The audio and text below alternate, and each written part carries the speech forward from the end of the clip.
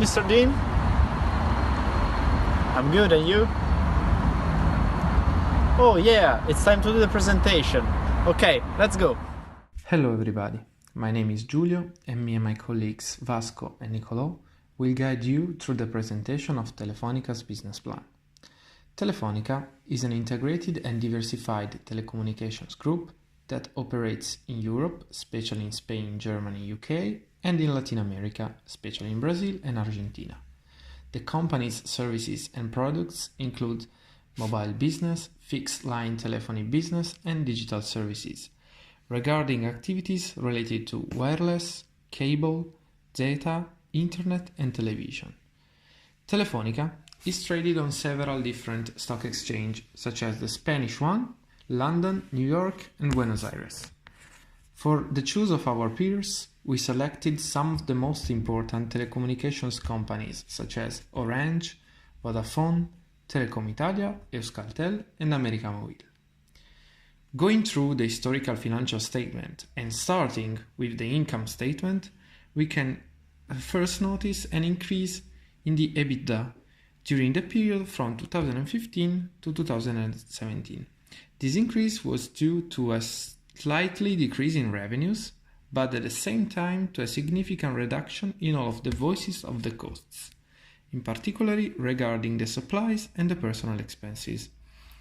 Focusing on the balance sheet, we can observe a high level of tangible assets rather than intangible assets, and also a high level of the long-term financial debt. For what concerns the estimation of the cost of capital, we first compute the risk-free as an average of the 10 years bonds from the country in which Telefonica operates. The results was strongly influenced by the high return of the bond of the Latin American countries. For the cost of debt, we consider the yield of a 10-year bond issued by Telefonica priced in euro with a return of 1.72%. The high level of debt on equity influenced the calculation of the WACC, that results in 5.55%. Now I give the floor to Nicolo for the details of the business plan. Thank you. Thanks, Giulio, for your introduction. I am Nicolo, and now I will guide you through our business plan.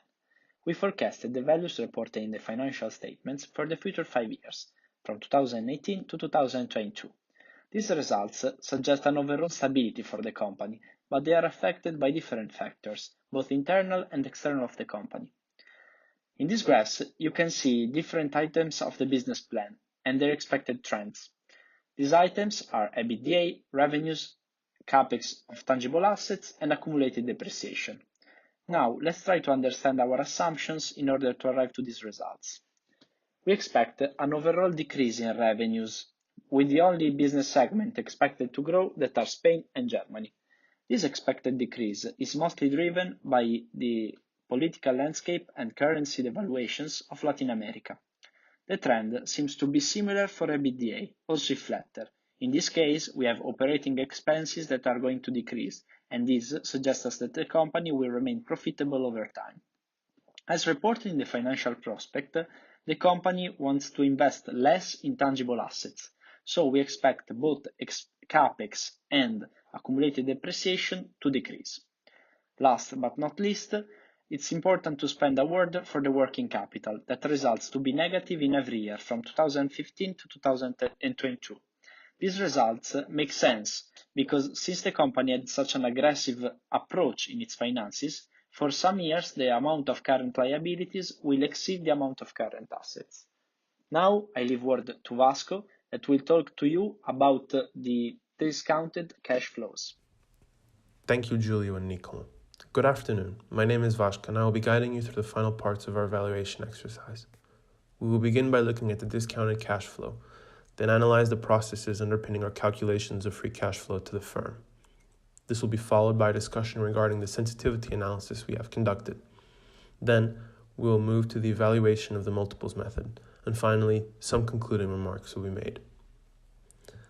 Let's start by analyzing the discounted cash flow, free cash flow to the firm, and the sensitivity analysis. The free cash flow to the firm represents the surplus cash flow available to a business if it were debt-free. It is one of two critical inputs in the DCF model, the other being the terminal value. We computed FCFF using NOPAT, depreciation and amortization as inputs, CapEx, and change in working capital. We expect a continuous and gradual acceleration in FCFF for Telefonica going into 2022, as the company continues to adhere to the corporate guidance it has given investors recently regarding the policy of net debt reduction, which has been falling for 6 straight quarters. Let us promptly move to the discounted cash flow analysis for Telefonica.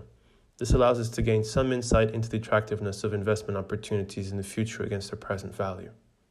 The discount rate we selected to undertake this was the weighted average cost of capital for Telefonica, which we computed previously. We forecast a gradual growth between 2018 to 2022 in the discounted cash flows. From this method, we were able to compute a terminal value.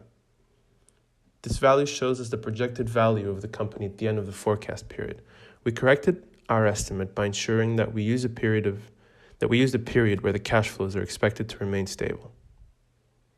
There are, however, some limitations to the modeling, mostly due to the assumptions that are made.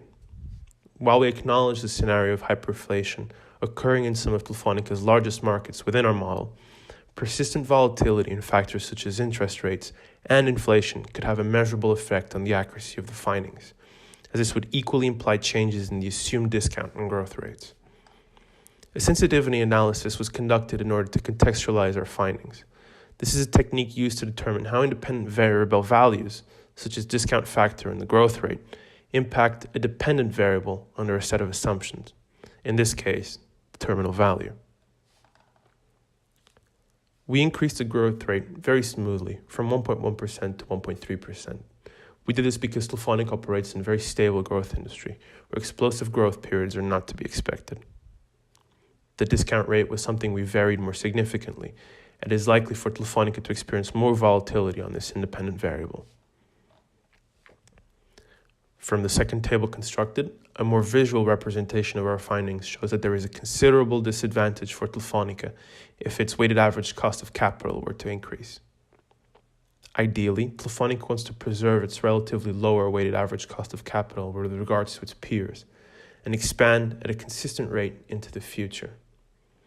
It also shows that in an industry with a forecasted slow growth rate, Telefonica cannot absorb a large increase in weighted average cost of capital, even with the best case scenario for growth under consideration. From this, we can conclude that Telefonica is a company that should strive to continuously increase equity and decrease debt into the future, so as to possess enough capital to continue to invest in suitable projects that further enhance their competitiveness. We'll now move on to the multiples evaluation and the comparison of this with the DCF valuation. The multiples approach was used in order to contextualize our findings in the DCF valuation against the industry peers of Telefonica. The approach is based on the assumption that similar assets will sell at similar prices at market. We also had to select the financial ratios we would be using to evaluate Telefonica and its peers. The selection was made based on a series of our personal considerations, as well as feedback from colleagues via comments on the firm valuation course page. We selected 3 multiples: enterprise value to EBITDA, price to earnings, and price to revenue. And we have explored the rationale behind our decision to use these in the Excel file accompanying this presentation. We arrived at a range of share prices between 6.76 and 9.73. From the DCF valuation conducted on Telefonica, we arrived at a price per share of 7.9, which is squarely within the range of prices derived from the multiples valuation. Our DCF valuation provided a price per share 15.5% away from the bottom of that range and 21% away from the top of the range. As of December 7th, Telefonica's share price closed at €7.68. My colleagues and I have guided you through the valuation exercise we conducted on Telefonica. Now, we will offer some concluding remarks. Telefonica has avenues for growth, as well as some areas of growing concern in their business. The company has been successful in reducing debt, which has resulted in relatively stable revenues, despite significant issues in some core markets in Latin America due to hyperinflation and political instability. This will remain a persistent threat to profitability in the future.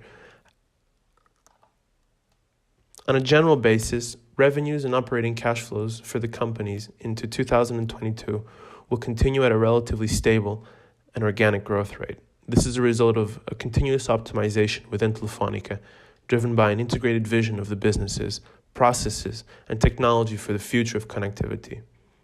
How Telefonica transitions into the future of the industry with the advent of 5G technology and other innovations in communications will be critical for Telefonica to remain competitive and distinguish itself in a consolidated market space. Overall, we believe the company represents a good to fair value for a potential investor. On behalf of our team, I would like to thank you for giving us the opportunity to share our findings on Telefonica.